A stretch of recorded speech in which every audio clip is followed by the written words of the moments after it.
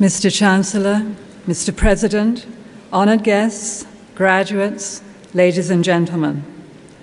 The highest honor the Senate of a university can confer upon an individual is an honorary doctorate.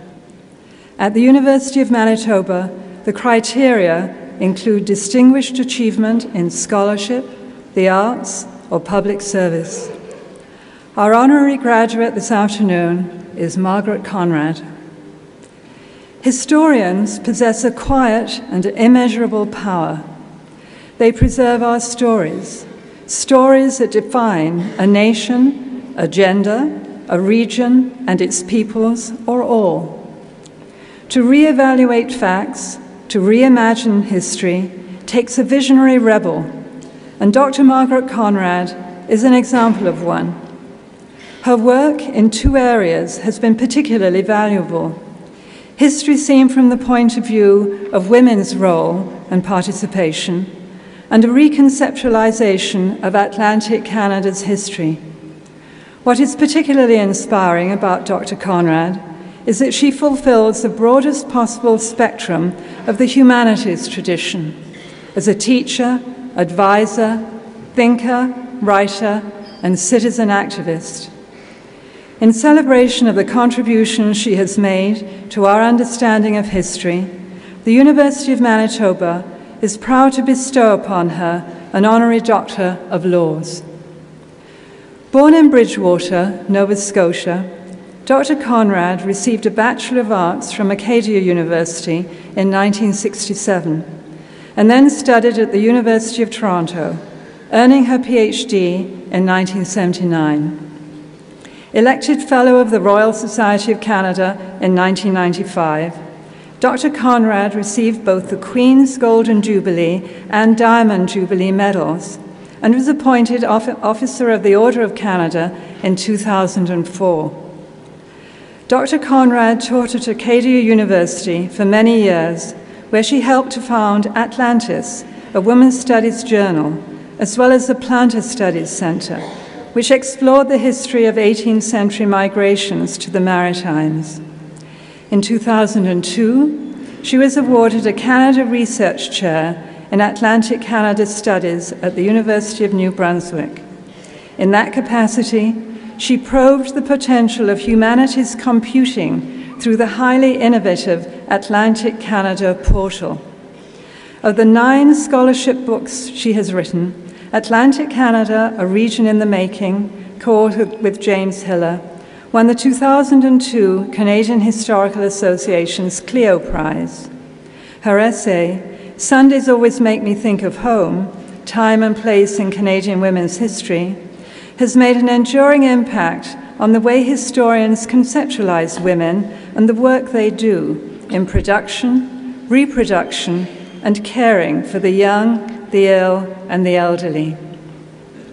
Esteemed English scholar Gwendolyn Davis describes Dr. Conrad's scholarship, involving the detailed use of personal diaries, as taking place at the intersection of research and originality. Other contemporaries praised Dr. Conrad's lifelong work of promoting history to Canadians. She has given over 60 public addresses, 7 distinguished lectures, and published 4 surveys in no less than 16 editions for undergraduate students and the general public. She was president of the Canadian Historical Association from 2005 to 2007 and has served on a multitude of boards, including Canada's Natural History Society and the Historic Sites and Monuments Board. The University of Manitoba is proud to honour Dr. Conrad for all she has done to enrich Canada's historical narrative. Mr. Chancellor, it is an honour for me to ask on behalf of the Senate of the University of Manitoba that you confer upon Margaret Conrad the degree of Doctor of Laws, honoris causa.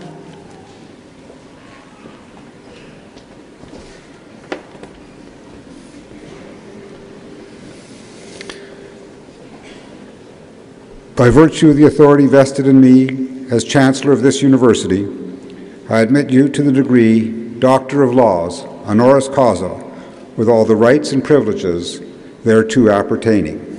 Congratulations, Dr. Conrad.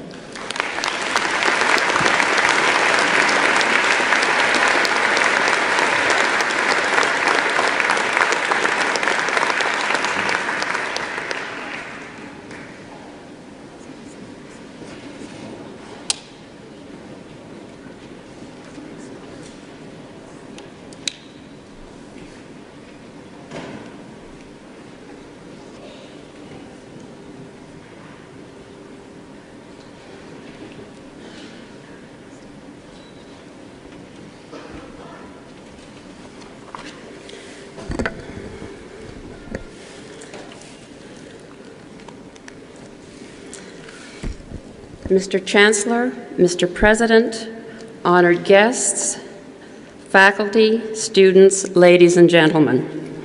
What a pleasure it is to receive this honor. It is especially precious to me because it comes from a distinguished university quite far away from my Atlantic Canada base. Over the course of my career, I've worked with a number of members of the University of Manitoba's History Department, who, like me, are rebels in their urge to bring history to bear witness on matters of social justice.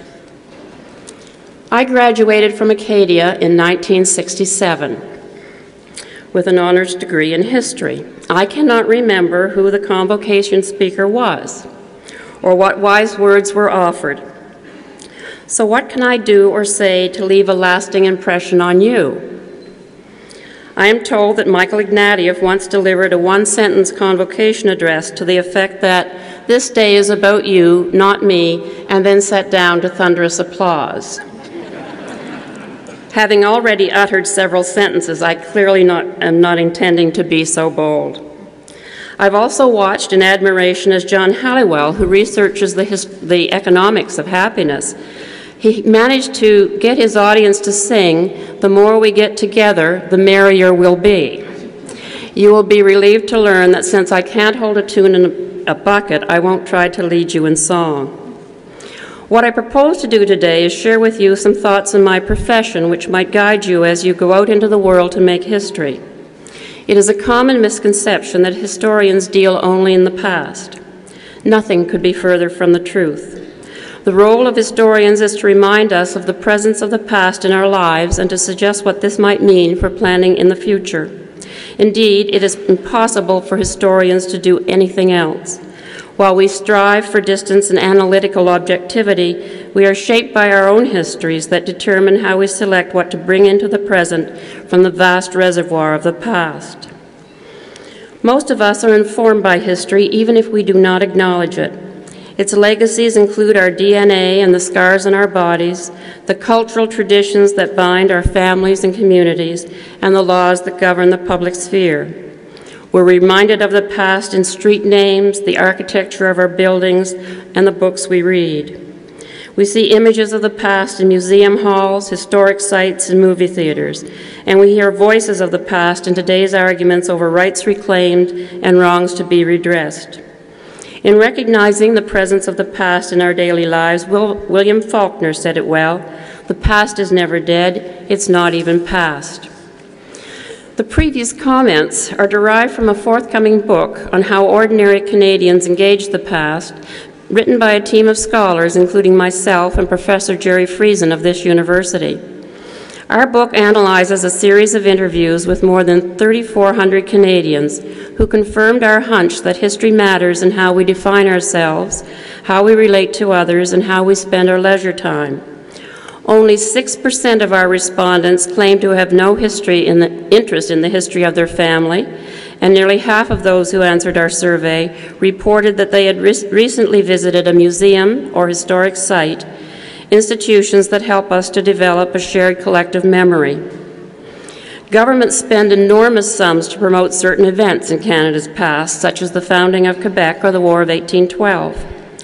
While the purpose of public commemorations is to shore up our social cohesion, history can sometimes divide us rather than bring us together.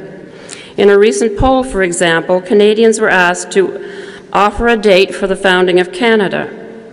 Most respondents in Quebec identified 1608 as Canada's founding moment, while elsewhere 1867 was the date most commonly chosen.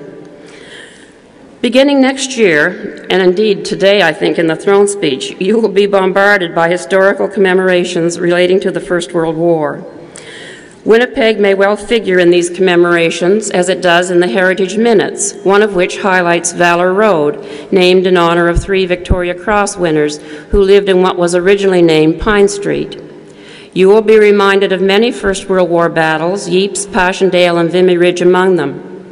As the commemorations roll out, I encourage you to ask, what is missing from this picture? I would argue quite a lot. Wars are not only about battles and heroes, important as they are. Wars also serve as catalysts for change that have their origin in pre-war conditions. If any city in Canada serves as a poster child for the many domestic trends advanced by the First World War, it is Winnipeg.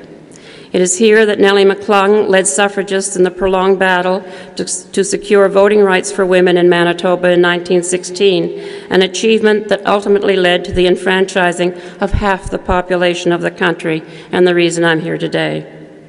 Equally important is the role that this city played in developing left-wing political parties, Farmer, Labour, and Socialist, and in orchestrating the Winnipeg General Strike that rocked the nation in 1919. Winnipeg was the epicenter of the Progressive Party, led by Manitoba's Thomas Criar, which burst on the national scene after the war.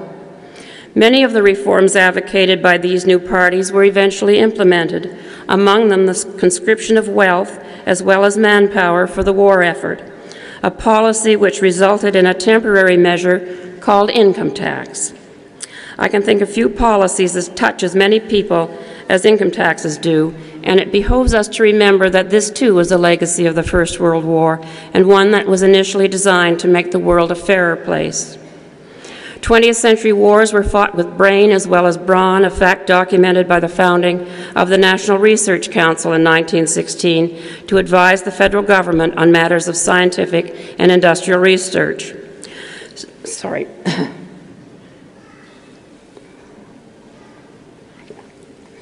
Still another initiative sparked by the war was the establishment of the Department of Health in 1919 at the national level, following upon New Brunswick's pioneer effort in this regard the previous year. The poor health of so many young men recruited for the war, the need to rehabilitate wounded veterans, and the crisis presented by the influenza epidemic at the end of the war offered compelling evidence that the government had a role to play in improving the health of all Canadians.